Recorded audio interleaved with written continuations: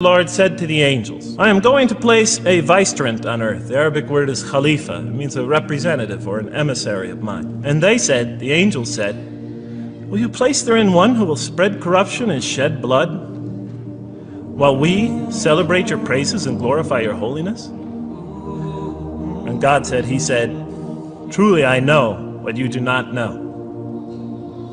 See, that's the verse that hooked me. That's the verse that caught my attention. That's the one that kept on making me read the story again and again and again. Because listen to the way it begins. Behold, your Lord said to the angels, I am going to place a representative of mine on earth, a vicegerent of mine, an emissary, one who acts on my behalf. I thought, that's not the way it goes. You're not supposed to be placing man on earth in some positive role. You place man on earth as a punishment for his sin.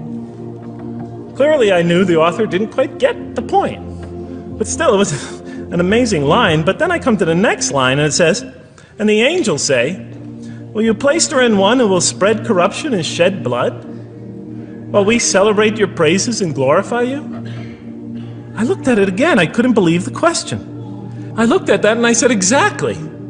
That would be my question. Why would you create this being, supposedly for some positive role, when he's capable of doing tremendous wrongdoing, when he could spread corruption and shed much blood? Why would you create this violent and pernicious creature when you could create angels? As the angels clearly say, well, we, the angels, celebrate your praises and glorify you. They're asking one of the most fundamental questions in the entire history of religion.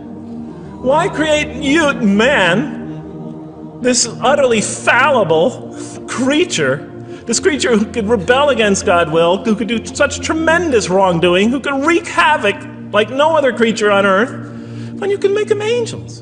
That whole question, everything that I ever thought, everything that I ever experienced, everything that I ever knew was in that question. It was as if the author took my life and wanted to pick out exactly the right question to humiliate me, to provoke me, to anger me. Why create man, this most destructive and violent creature, when you could make them angels? And then look at the answer. And he said, God said, truly I know what you do not know. You know, in modern parlance, we would say, I know exactly what I'm doing. I read that and said, what? You know what you do not know? You know exactly what you're doing? Well, please inform me. Tell me what you're doing. You can't just get off that easy. You can't just tell me you know exactly what you're doing.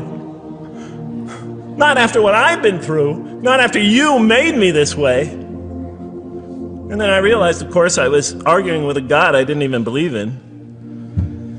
And that would happen several times as I read through the Quran. And sometimes I would just get into so agitated by what I read, I'd start arguing with this voice that I'm reading before me, that's calling to me. So we turn to the next verse. It turns out that the Quran just doesn't dismiss the question, it starts to answer it a little bit. And in the next verse it says, and he taught Adam, God taught Adam, the names of all things. And then he placed them before the angels and said, tell me their names if you are right. So this verse is clearly referring to the previous one. But notice what it says. And he taught Adam the names of all things. So here we see Adam is not only just a creature who knows how to name things, who's acquiring the gift of language, but he's also a learning creature. God is teaching him. Now right here, right in this verse, and it'll come even clearer in the subsequent verses, that the very first thing that the Quran is going to emphasize here is man's intellect. He is a learning creature. He is taught. And what is he taught? What is one of the great intellectual gifts he's given in response to the angel's question? The gift of language.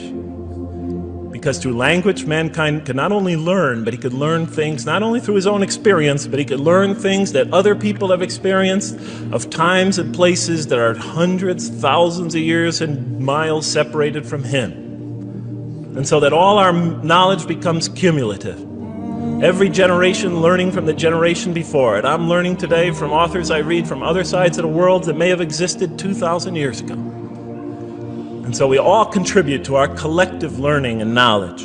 And so I'll see later in the Quran And the Quran will emphasize this again and again and again. Like in one verse it says, read in the name of your Lord who created a man out of a tiny creature that clings. Read, it commands the reader. For your Lord is most bountiful. Why is he most bountiful? What great gift did he give you? For he taught man the use of the pen, and through it taught him what he otherwise could not know. And he taught Adam the names of all things. And then he placed them before the angels and said, tell me their names if you are right.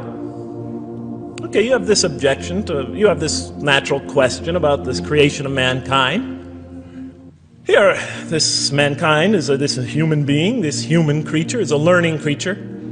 He has many intellectual gifts. Here, I'm going to place these things before you. Tell me their names if you are right about man. And what did the angel say? Glory to you. We have no knowledge except what you have taught us. In truth, it is you who are knowing, the wise.